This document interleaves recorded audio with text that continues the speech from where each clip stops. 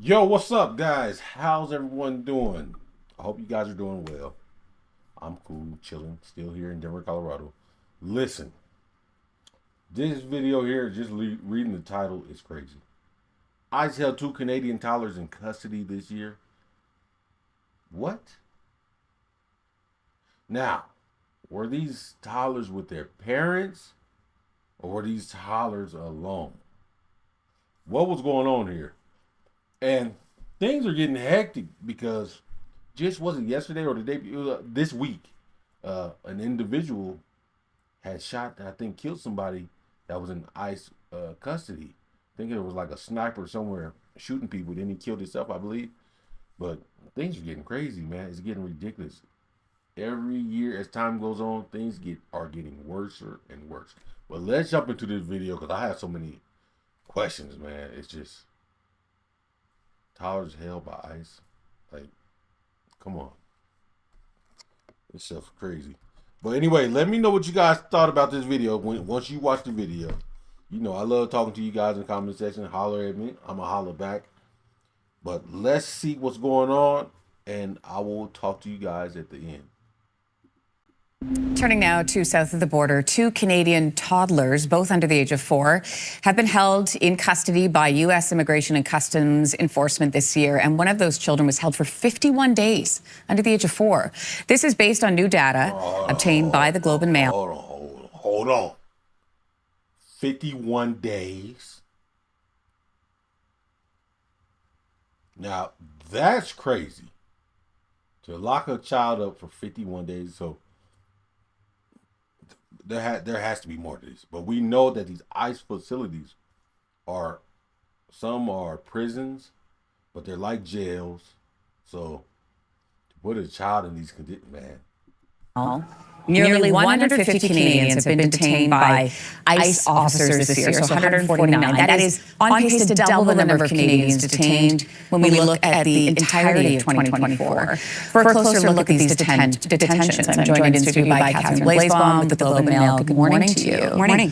You know, I have 3 children. I know what they're like when they're little. I mean, thinking about the fact that these 2 children, they're little, under the age of 4 years old, held in these facilities. Who are these kids? What do we know about them? And what do we know about the conditions? I too am a mom of 3, and it was horrifying reading through details about the facility where they were being held. So what we do know is that these 2 children were held for weeks. One of them held for more than 7 weeks at a facility in South Texas that is at the center of allegations of not providing adequate drinking water, mothers who can't access formula for their babies, no soap to clean their bottles, children who don't have toys, guards taking a doll away from a little girl, no access to medical treatment or reduced access to medical treatment. So very challenging. Boy, this has got to be insane. This can't be real, bro. This can't be real. Oh, it's real, but I'm just saying, like, you have guards. Let's just talk about this, man. Guards taking toys away from little girls, little kids. Guards treating these children like they're prisoners, or they've done something.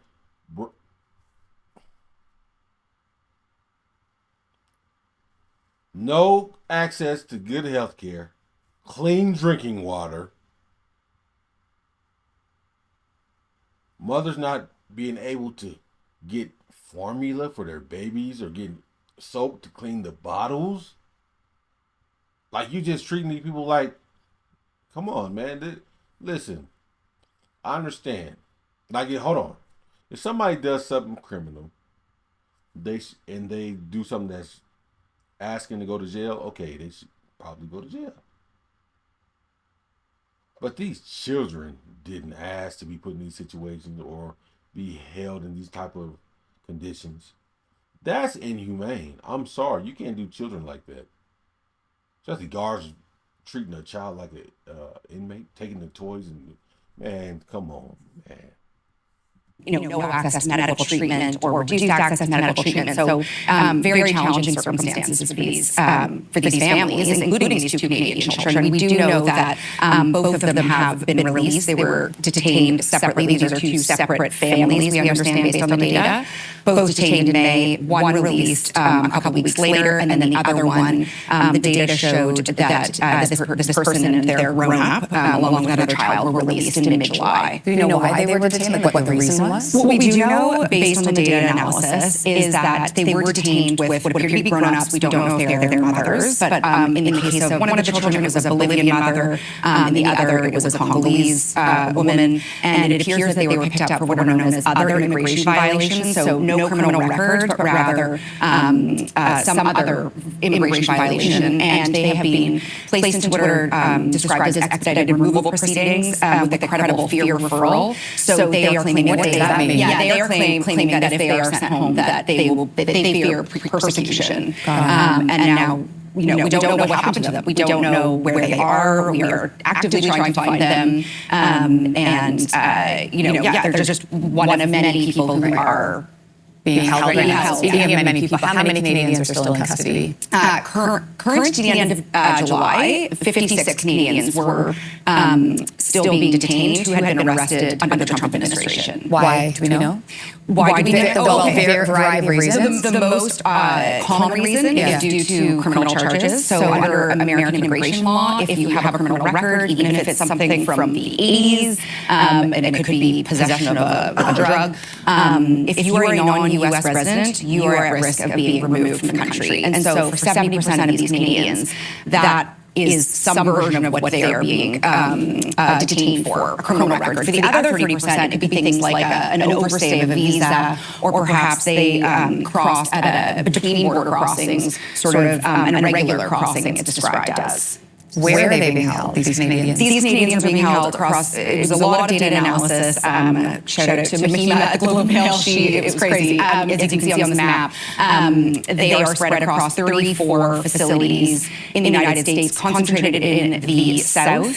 These include privately run facilities, county jails, state prisons that are not meant to hold immigration detainees, but under the Trump administration have entered into agreements with ICE to hold people like these Canadians. What kind of action has Global Affairs Canada taken? That's a great question, and it is entirely opaque. We have asked them time and time again, ever since the Canadian died in custody at the end of June in Miami.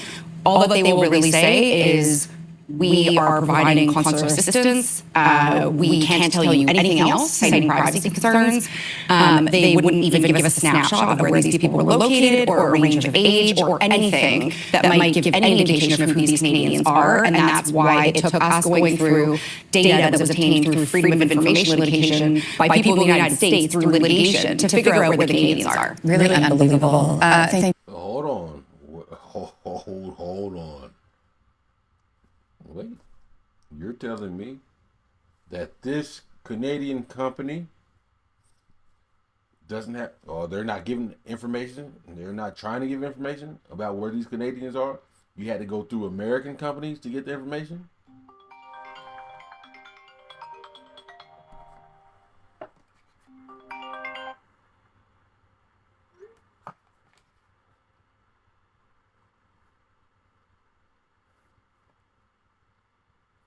You had to go through American. Hold on. Let me see if I heard this correctly. I hear this again. It is entirely opaque. We have asked them time and time again, ever since the Canadian died in custody at the end of June in Miami. All that they will really say is, we are providing consular assistance. We can't tell you anything else, citing privacy concerns. They wouldn't even give a snapshot of where these people were located, or a range of age, or anything that might give any indication of who these Canadians are. And that's why it took us going through data that was obtained through freedom of information litigation by people in the United States through litigation to figure out where the Canadians are. Really unbelievable. Us in America, we're not, Americans aren't that bad. Now, we got some horrible people in office right now, yes. But when it comes down to trying to help people, that's one thing about Americans. We will help you out. Customer service, A1. Now, I want to know the name of this company that she's talking about. immigration detainees, but under the Trump administration have entered into agreements with ICE to hold people like these Canadians. What kind of action has Global Affairs Canada taken? That's a great question. Global Affairs Canada. So Global Affairs Canada is on some BS. Not giving out information about the Canadians held in ICE, talking about privacy concerns, but they were able to go through the American way, through the Freedom of Freedom of Information Act. I think that's what she said. But the old Canadian company is not. Why are you guys withholding information? Like, you have these Canadians, people's families are involved. People want to know where their people are. So, do better, global Canadian affairs. Ain't that what they name? Hold on, I gotta hear it again. Under the Trump administration have entered into agreements with ICE to hold people like these Canadians. What kind of action has Global Affairs Canada taken? Global Affairs Canada. Get it together. But anyway, back to this video. So, it seems that the toddlers were held with their mothers, but still, we don't know why they were held, what's going on. And then the one was held for 51 days. That's crazy.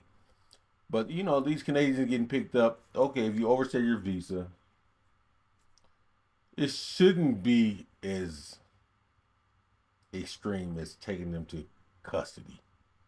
For real. Unless they stayed over a year or something like this, then yeah, maybe okay.